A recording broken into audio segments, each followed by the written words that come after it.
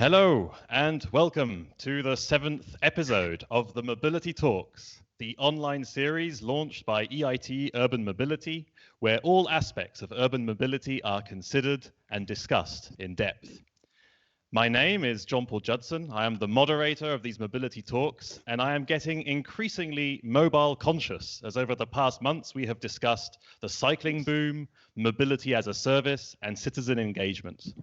But today I have the honor of interviewing two thought leaders and business leaders who have been breaking boundaries in the field of shared mobility. Now, they say that sharing is caring, but sharing is also daring, as it's not always easy to change behaviors, regulations, practices, norms, and so on. So it's my pleasure to introduce the founder and CEO of SocialCar, Mar Alarcón, that has been pioneering peer-to-peer technology in Spain. So Mar, a pleasure to have you with us. Thank you, a pleasure being here. And Lucas Casasnovas, who is the managing director of SEAT Mo and Casat SEAT. He has close to 25 years experience in the automotive industry, and he currently leads the business unit and strategy for new mobility products and services. Lucas, thanks a lot for being with us too. My pleasure, and welcome to everybody who is listening to us today. Yeah, welcome to everybody. We have about 40 minutes today of discussion with Lucas and Mar, and I strongly encourage you to interact with us via the Slido tool that you will find to the right of your screen, and I will be picking up on the most popular questions, and we'll also be raising them with Lucas and Mar as we go along. So to kick off this this event, which is a little bit more personal and intimate than our previous mobility talks, I would like to start with a personal touch and ask Mar to briefly introduce herself, her current role, and some of the challenges that you have been facing in your career in transforming urban mobility. And if you have the one or the other anecdote that might represent the difficulty of changing behavior and transforming culture towards shared mobility, I'd be happy to hear that too. Okay, thank you very much for inviting me and for organizing this more personal touch event. And well, yeah, mainly I'm the founder and CEO of SocialCar. That is the first peer-to-peer car sharing platform in Spain. I launched it in 2011, so 9 years ago, when there were only two shared mobility operators in Spain. One was car sharing that was public and from the Barcelona City Hall, and the other was a bike sharing system, also public. So there were not a lot of sharing behavior in terms of on the mobility field. And yeah, also I'm also a partner of 99, that is a public policy firm. And we are focused, after lobbying for sharing economy, I launched this new business that is focused on disruptive digital business on the industry of mobility, future of work, and many others. But this comes from my experience on lobbying and trying to change those behaviors on disruptive business.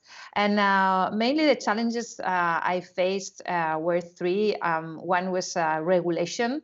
We were starting doing something that was not regulated. So and there weren't any law talking about it. And this is dangerous because it's when people think that you are illegal. It's not. We are not illegal in case we are illegal. No, that is there's a hole here, and there's nothing written on it. The other challenge was the insurance product. There were any insurance product to fit on this service in Spain, and we need to build one. And imagine, no, when I was going to the insurance companies to knock their doors and say, yeah, you know what, I need an insurance for cars that will be rented, but the owners are people, no, private owners. And they say, what, if you know the market of insurance, car insurance is the less profitable for an insurance company. And when you talk about renting, they are still less profitable. So there were difficult to achieve to fit a product for peer-to-peer car sharing. And last was the behavior.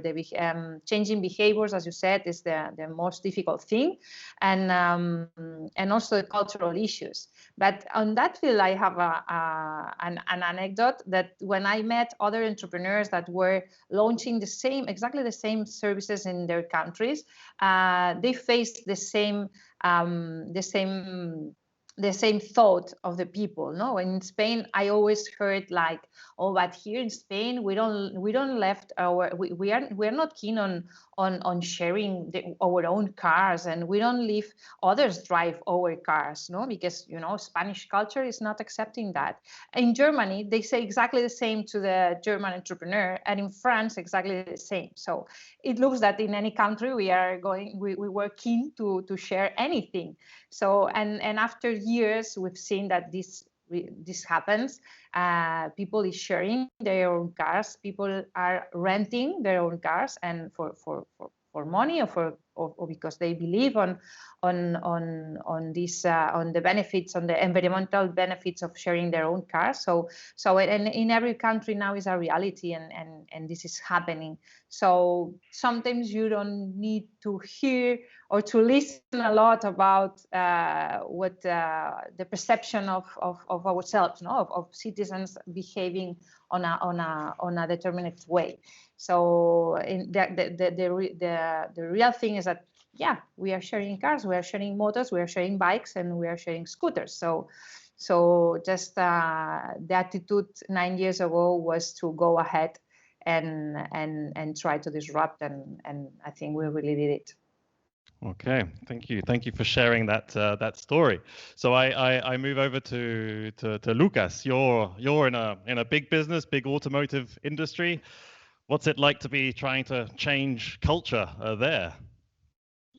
Well, here I would say my my professional path, let's say this, started as many others in the automotive industry, I would say, and then basically what was my path was, I started as engineer, developing cars in the technical center. Then basically I then switched to the marketing department, and then all my career launching cars and launching and selling cars. And then 4 years ago, basically, I realized or I had the feeling, I realized with facts and figures, of course, that something was changing in the automotive world, especially with the young generations. That we saw that the young generations were not willing to get the driving license, or we detected a 50% reduction on people getting the driving license. And then basically I suggested to our board at SEAT, why don't we change to micromobility? Because young people need, in any case, to move from A to B in the cities. So, and if they don't get the driving license, if they don't drive a car, then they would have to ride something. So, and not only take a bus or metro and something like this. So I suggested to go to micromobility, products and services.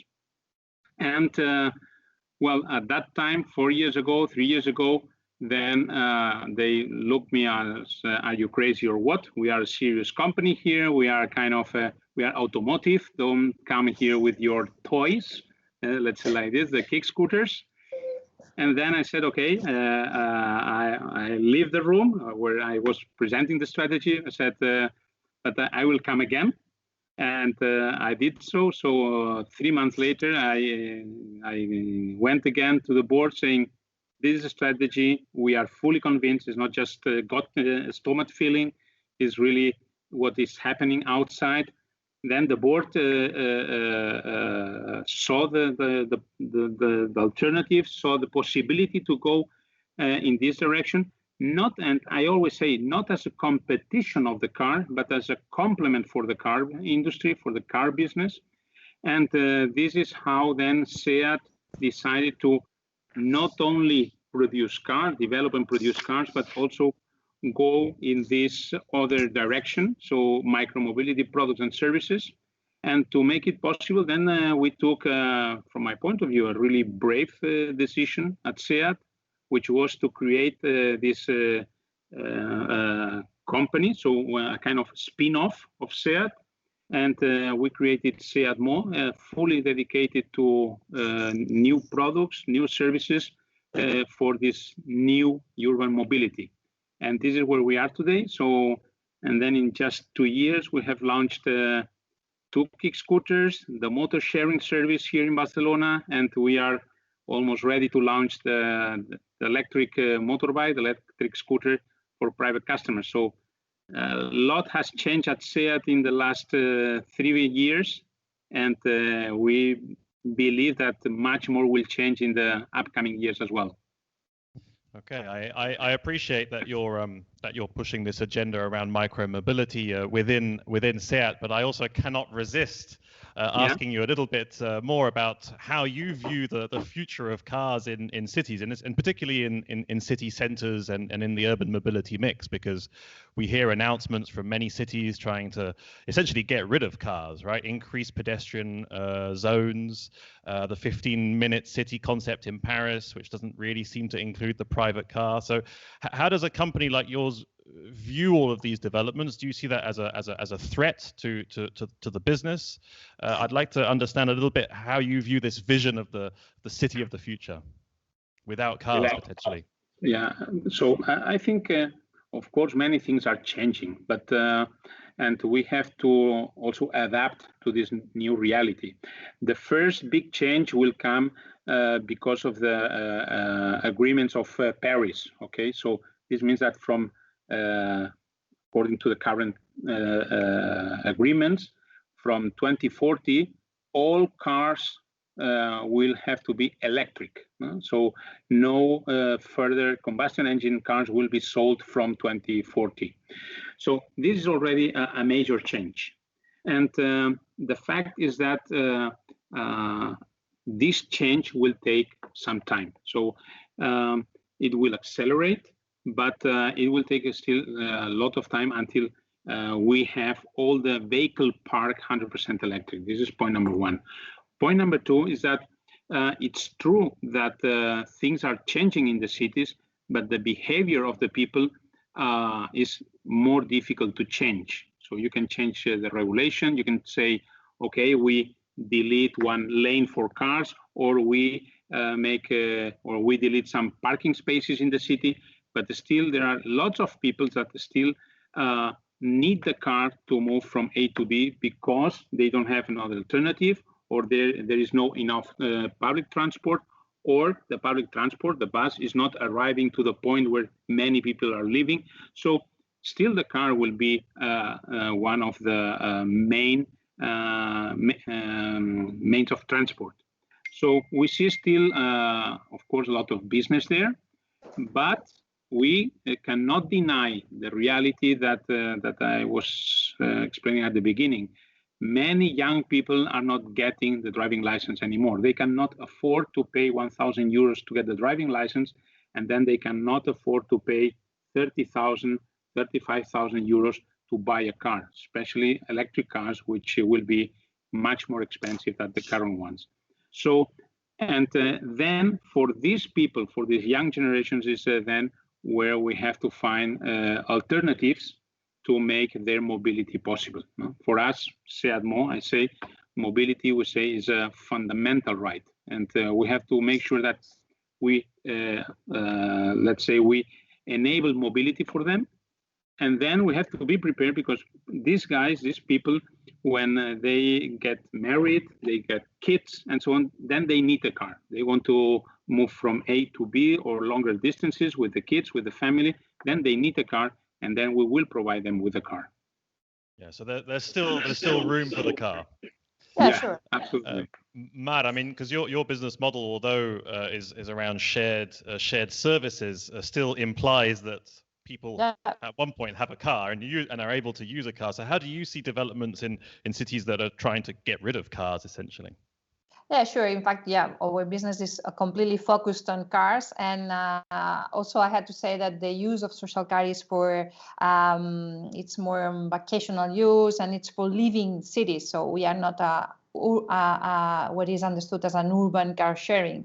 So people is using cars just to leave the city, and yeah, I agree with Lucas. I think that mobility is a fundamental right. We need to freely move around, and it's something that the cities need, the politicians need to guarantee to the citizens, and what we need inside cities is it's complementary options of mobility. Not anyone can ride a bike or a kick scooter, or as Lucas said, when these young people that now is not having as a priority taking the driving license, they will have kids and blah blah, and they will need a car. But there's already families in the city, so you need also to offer cars to them, or at least alternatives. And Barcelona, for example, is fostering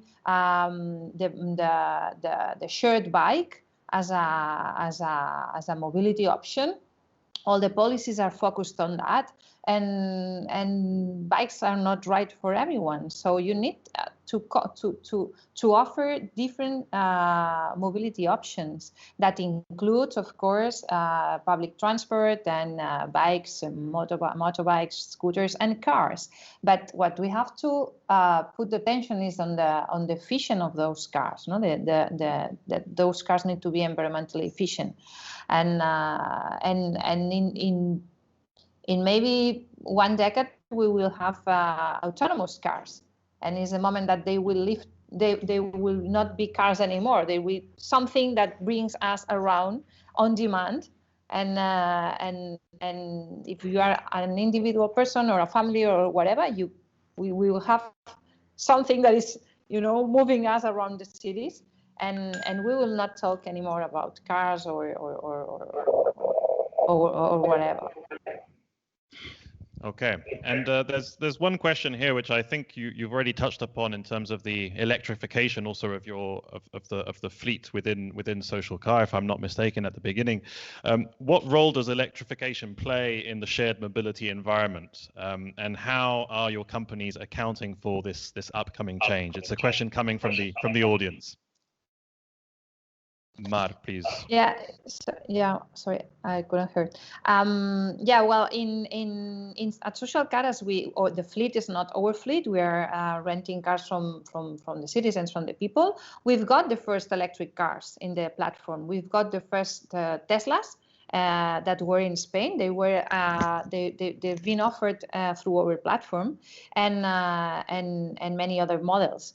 And the problem we faced were that people was willing to rent those cars, but the problem was when they were not they haven't enough infrastructure for those cars.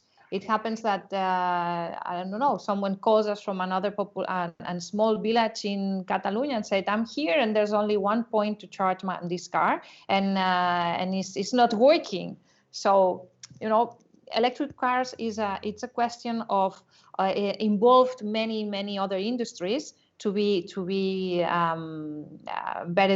well developed. So not only car manufacturers, also energy industry and infrastructures, and lots of public investment to offer the right electric mobility, even involving cars or motorbikes or whatever. But it's a question of cooperation, of a transversal cooperation in between many industries.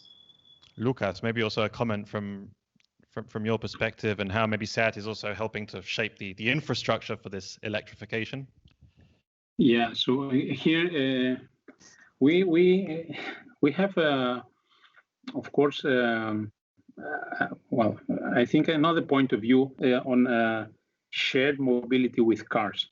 Of course, if we have electric cars, it will be much more efficient, sustainable, and so on. But still the overall efficiency. So especially for operators, no? This is how we see this. Is at SEAT is that normally people use a car is one person, one car. So you have a box, a pot, or a moving pot in the future if it's autonomous driving, with which cost 30,000 euros to move one person around. No? So, and this is the reason why we believe that in that sense, micro mobility could be kick scooters, e-scooters, or even micro cars will be in that sense more efficient. But of course, none of this will be possible if we don't have, so we all see the future as a moving electric, so electric vehicles, not only cars. But of course, we need enough charging infrastructure, and we need high speed or charging infrastructure, because now if we as operators or the customers need to refuel one combustion engine car, it takes 2 minutes, 3 minutes, 5 minutes if they have to, or if we have to queue somehow at the petrol station. Of course, then if we have electric cars, which are much better in terms of environmental friendly, but then we need to wait 3 hours, 4 hours, 6 hours to charge it, then makes the complete business case basically not possible or not viable. For this reason, we think electric vehicles will play a really important role in the future, and an essential role, but not only cars, also micro-mobility vehicles. And for this, we need fast charging possibilities. I don't want to say just infrastructure, but also fast charging possibilities. And this is, from our point of view, the key for profitable business in the electro vehicle industry, but also in the sharing services industry as well. Okay, thanks for that. So that was on electrification. I'd like to just come back a little bit more to the concept of shared mobility, because if we take public transport, that is eminently shared mobility, right? But I think what we're talking about here is shared mobility within the private transportation field. But what's interesting is that within this private transportation field, there is also public service providing solutions. So how do you, working in the private sector, developing these kinds of solutions, how do you view this market? Are they different markets, the public service and the private service for private transportation, or is there not really a level playing field between these two? I'd like to have a comment, maybe from Mar first. Yeah, well, I think just to answer that, yeah, I think that both public mobility services or private shared mobility services are working on the same field. For me, what makes a difference in the market is if we are talking about urban mobility or long distance mobility. So we are an urban car sharing company, a private owned urban car sharing company is just on the same field that a car sharing that is publicly owned. So they are on the same market, and they are competing on the same for the same users. And when we're talking about on long distance, maybe public transport buses doing long distance services are competing with rent a car or a peer-to-peer car sharing. So it is not depending who is owning the business, it's depending which kind of mobility you are offering. So we are in somehow public shared mobility service, they are competitors completely, totally. Yeah, but maybe both are pushing the same concept, and therefore maybe expanding the market or attracting new users. Yeah, it's what we face competitors, public or private. We always thought that they are helping us to spread the message and to change behaviors. But when the space is crowded, competitors are not so well welcomed. Yeah. Lucas, maybe also a comment, because I can imagine that cities will also be going to you when they're introducing public procurement for a new type of service. Although it's a public service, they will still be relying on private players. So how do you see this market between the private sector and the public service? Well, I think at least this is the experience I have so far. And these are the plans I know so far. So basically, public administrations, they are investing and they are betting on basically where the private sector does not arrive. I mean, we talk about trains. We talk about also to arrive to the big cities. No? I'm talking about Barcelona, Madrid, Milan, Rome, Paris. So the public administration is investing on trains, on metro, on bus lines. Okay, so because with this transportation, you can transport hundreds or thousands of people at the same time. So, and this is not the private industry. So, private industry is car industry. This is motorbikes industry. So then, basically, public administration is betting on these huge infrastructures, which is good because not everybody, as I said at the beginning, not everybody can afford to buy a car, not everybody can afford to buy a motorbike, or not everybody can afford to share every day or pay for a sharing service every day, every hour when they need to go from A to B. So the public administration is somehow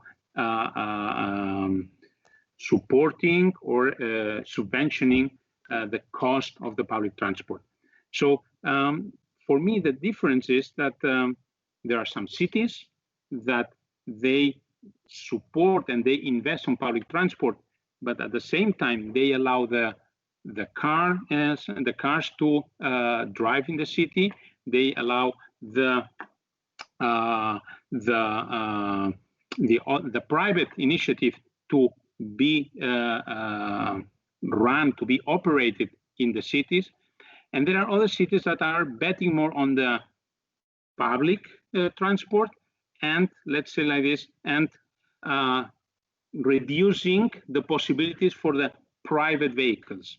And well, these are both, of course, depending on the, let's say like this, on the color of the party that is in the government at this time, or depends on the person that is governing in the city in this period of time. So both possibilities are good, but what we always say is that one or the other, we can cope with both. But and then I come to another point. What is important for the private companies, for the private initiatives, is to have a kind of clear and a stable regulation. So it's for the private initiative, for the private companies, it's difficult to try to expand the businesses, create value, if we don't have a clear rules or a clear legislation scheme, and if possible, national level. So here we say public transport is okay, private transport is also okay, but please then with clear rules for everybody in the long term. So meaning that these rules, this legislation should be agreed with all the parties, with all the stakeholders. Yeah, and I understand you're suggesting that politics could have an influence here, and Sure. and Mar at the beginning also mentioned some of the regulatory challenges that you face, as you have a lot of experience in this field. Can you share with us some of the challenges, regulatory challenges that you have faced, and some creative ideas to address them, to improve shared mobility systems? Yeah, well, it's following the point of Lucas. What you need any business you set up, what you need is legal security, and because if not, it's very difficult to run a business or to make it grow. But when you are launching something new, as I said at the beginning, legislation never follows, always follows innovation. I mean, it's behind innovation. I don't want to say it's sometimes it's not following innovation. That is a worse, bad news. But always is behind innovation. So when you start something new, you have to look where you fit on what is written. And well, what we did was just taking the transportation law in Spain and just check what this law was demanding for a business, for a regular business, a regular rent-a-car. That was our case, and try to fit or accomplish the requirements. Even not being a rent-a-car, something really difficult. No, for example, well, in Spain, the requirements was to accomplish with all the taxes, labor, and security rules just to run a rent-a-car. And we say, okay, our car owners will accomplish with those requirements. And what we did was just to develop a platform that could help the owners to make their invoices and things like that, just to accomplish with all the tax and labor. And also we were taking care of the insurance to accomplish to all the security requirements. And that was all. And overall doing that, at the beginning, we received letters from rent-a-car associations that they said that we were intrusive, that we were doing unloyal competition, things like that. And we said, okay, we are new here, and the space is open, and our car owners, they are accomplishing everything that is in the law. In spite, the law is not referred to them, but where is the issue, no? And this is a question of time and a lot of dialogue and always showing your cards. So being transparent, this was our motto, no? Being transparent and explain what we were doing and not hiding things. And then after the years, the business was accepted, and there's any regulation that is forbidding this business, because this was my fear, not having extra regulation, being forbid. So this was really the fear we were facing at the beginning. Maybe the rental car association thought that you were entering a crowded market, Mar, and that's why they wanted to defend a bit themselves. Sure. But not with the legal argument, you know, the legal argument. You can use another, but not saying that you are illegal when you're not. Yeah. On regulation, because you made the point, Lucas, but what then would you want as a fair, clear, transparent regulation that would allow for, you know, the private sector to thrive in this shared mobility field? Sorry, again, I couldn't follow your question. What would be the kind of regulation that you would need then? I mean, you mentioned it needs to be clear and transparent and stable, but what, you know, if you could give us the top 2 or 3 headlines of what that regulation would look like. Well, first, I think we need to have a clear picture, okay? Are we going to forbid one or the other transportation modes, yes or no? Because we have the feeling that sometimes, then for some city halls, for some cities, the car is kind of I would say, I don't want to say the enemy. It's not the right word. It's not the most welcome vehicle in the city. Let's say like this.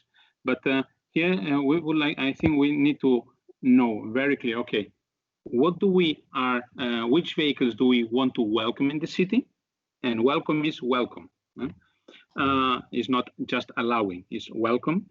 Second, for these vehicles, a clear regulation on speeds in the city. Now there are cities, lanes, and so on where you can drive 20, 30, 40, 50, 70. So which is then the speed that the speeds that are allowed for each vehicle in the city? Where do these vehicles can drive? In the pedestrian zone, just on the street, in specific lanes. So how and where do these vehicles move?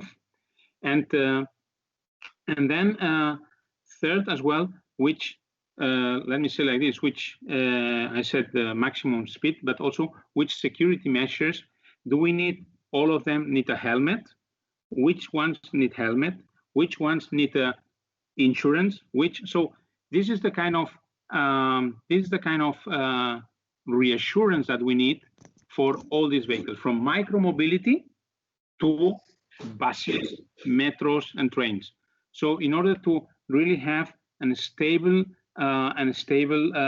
scenario and a stable scheme, at least for 5-10 years, in order to allow everybody to develop the business, but also for the consumers to be sure that if I buy today a kick scooter, I will be able to drive it in the city. If I buy a scooter, a motorbike, I will be able to drive it in the city. Or if I buy a car, I will be able to enter in the city. But how can I decide to buy a car, for example, or to develop a sharing service like the one from Mar, if I don't know if from next year I will be welcome in this or the other city or not? So, and this is the important thing. Yes, this vehicle is allowed. For this, we apply these speeds, insurance, helmets, security measures, specific lines, and so on. And then we will be able to talk together and develop together the mobility for the city, not just for SEAT or for Mar and SocialCar or for whoever sharing motor sharing, but for the whole, all the stakeholders that are important in the urban mobility in the cities. I think that's a fair point. It can be very confusing. Absolutely. So imagine, I always talk about more or less the same example. So imagine now we just approved here in Spain, or is going to be approved, one specific law called Ley CELA.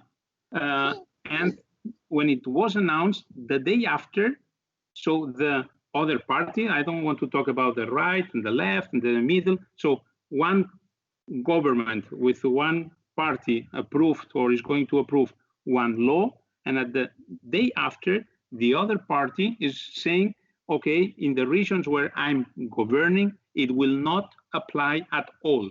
And then during the weekend, demonstrations to say we will not apply the law. This is what cannot happen, because this brings only uncertainty, confusion, and chaos. So the same would be for mobility. So it cannot be that one government, whoever it is, in the city, in a region, in a country, develops a mobility scheme, and then after 4 years, the other party that perhaps will go take over the government says, well, I don't care about what did the others, I change it completely. So this brings complete uncertainty, not only to the business, also to the citizens, and this is really upsetting.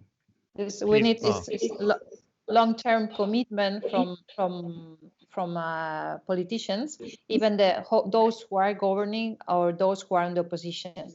I don't like to say long-term policies, because this is really risky, because they can rule something that is going to change, because of the innovation in the following 5 years. But at least we need long-term commitments from the public sector to develop the transformational mobility. I always said that this transformation will last for years. It's not something that is happening from one day to another, even to 1 year to another. So we need commitment from politicians, but from all of them. And it's very important on cities, that more than on a big geography. On cities, is very important to get a commitment from all from the public administration. If they starting with some policies, agreeing with private industry.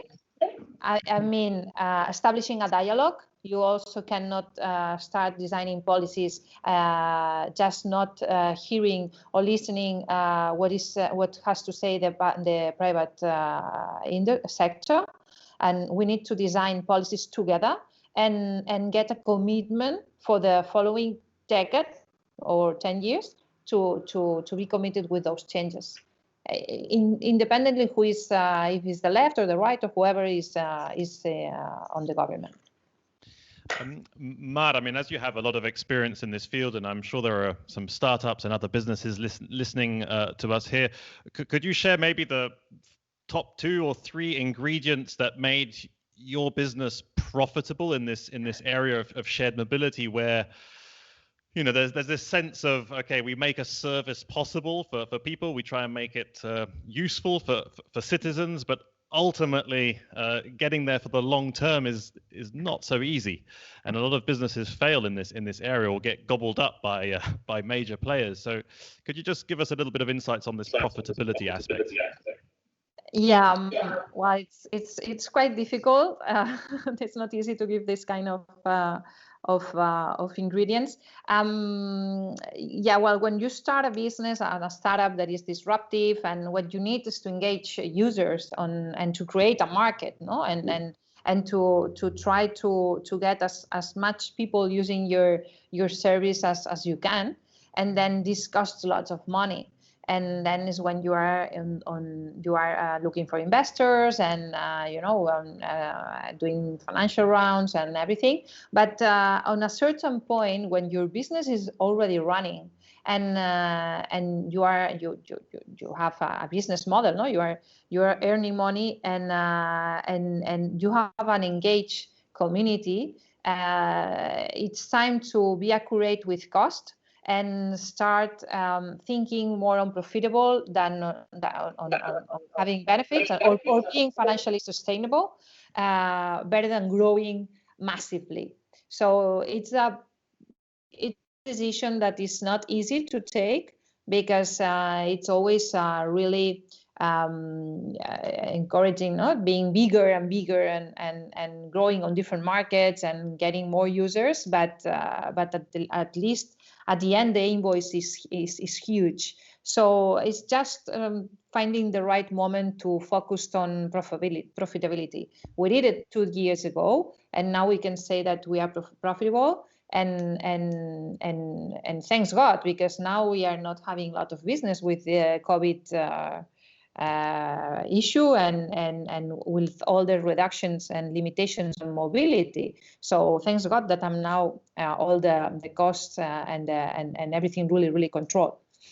Yeah, because I see here also a question in the audience, which is the role of shared micro-mobility like SEAT more in the neighborhoods with low density and low public transport accessibility? And this kind of questioning, might not be what you, Lucas, would think in terms of profitability. And so we have this constant to and fro between the public service and utility of transport and then the profitability.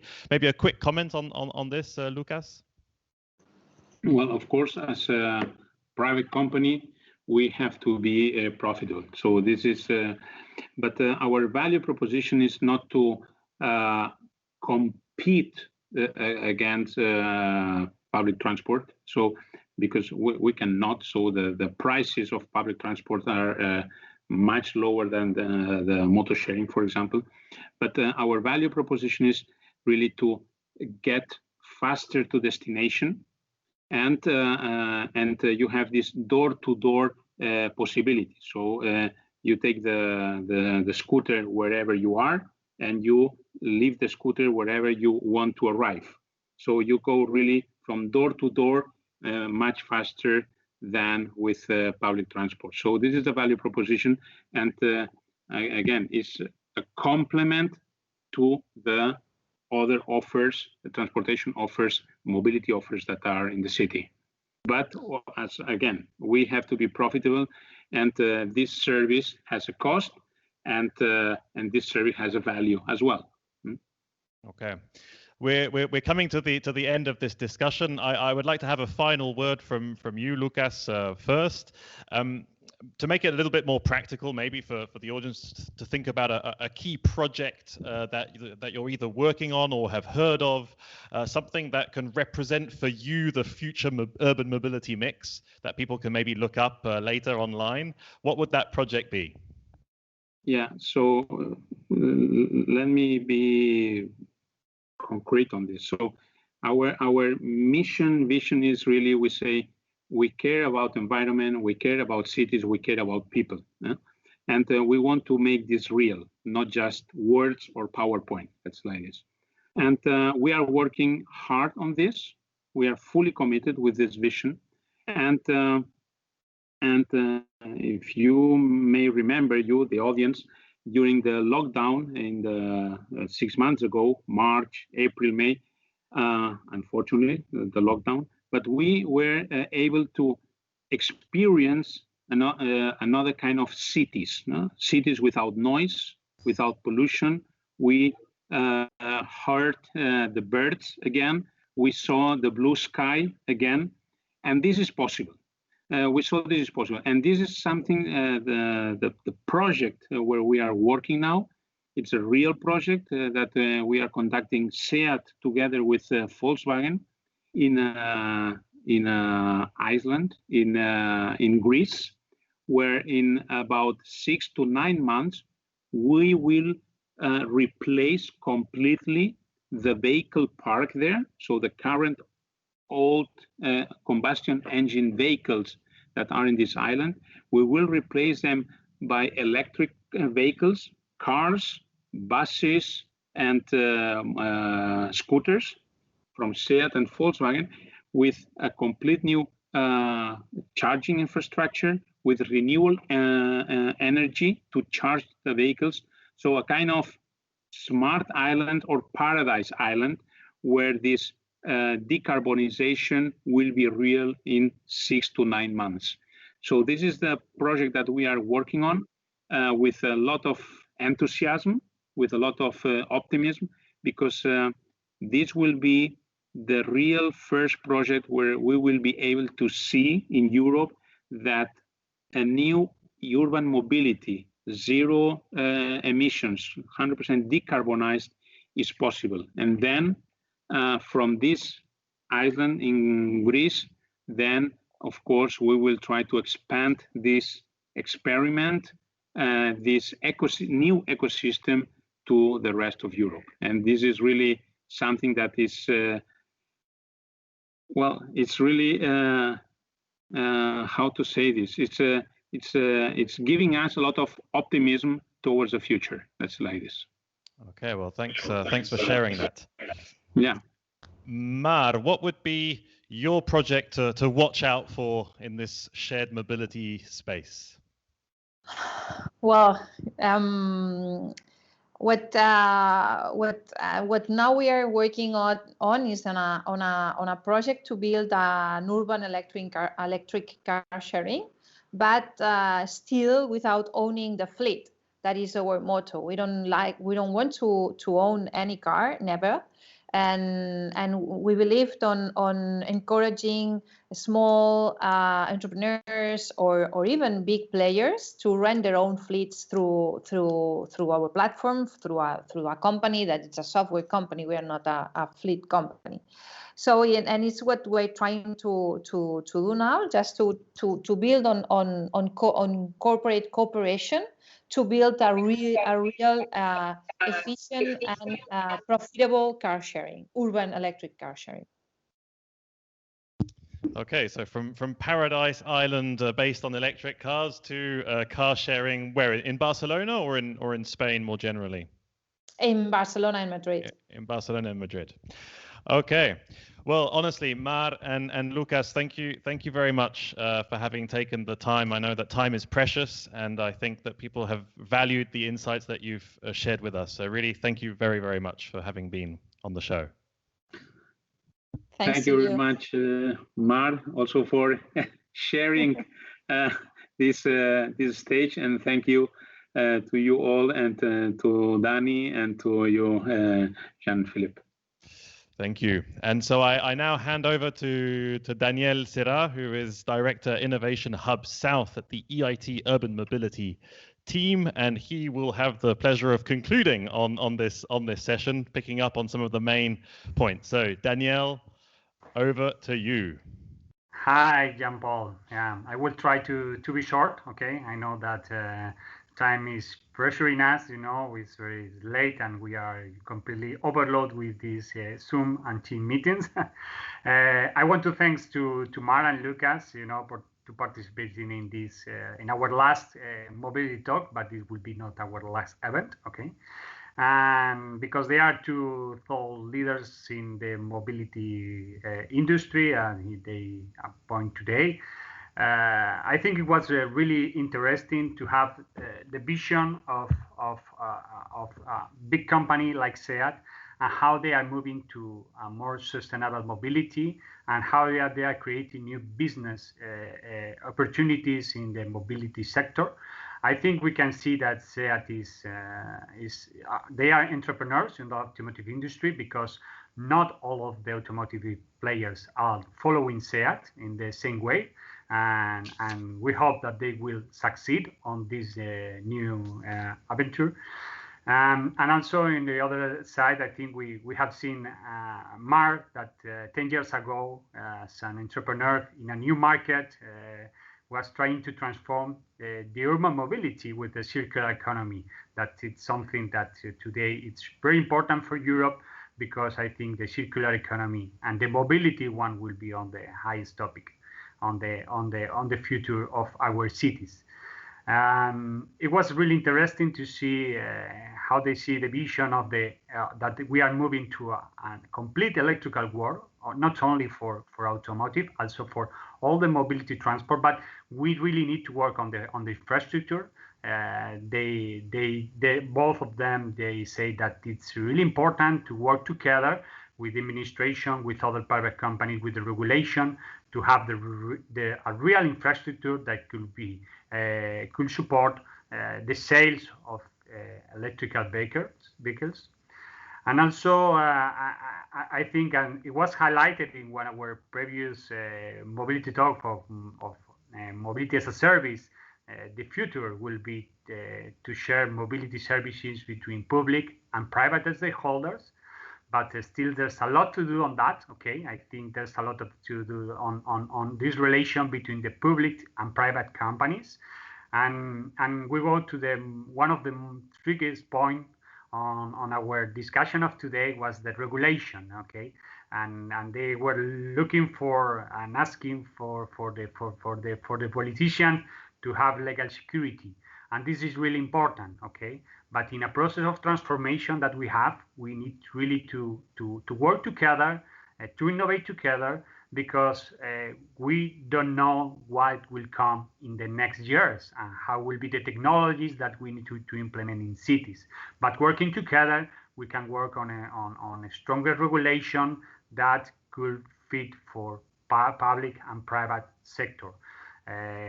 We can remember that 5 years ago, nobody was talking about e-scooters, and nowadays it's in our cities. And I think we failed in Europe to implement e-scooters.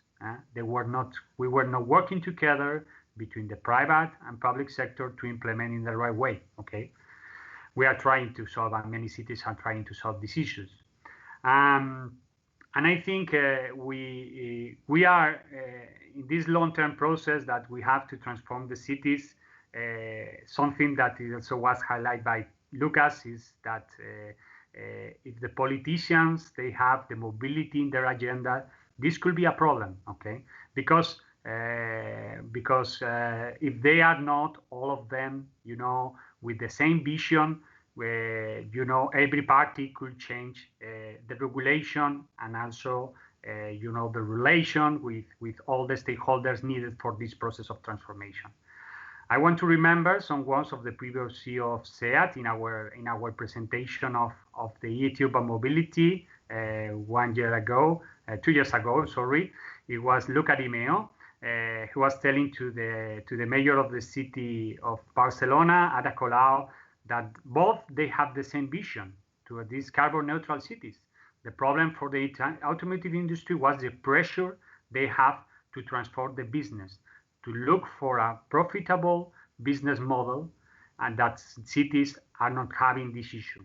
I think in the future, with same visions, with a need of transformation that we have in Europe and in our European cities, and working together in the IT urban mobility, we will be able to transform the urban mobility in the right way for the citizens.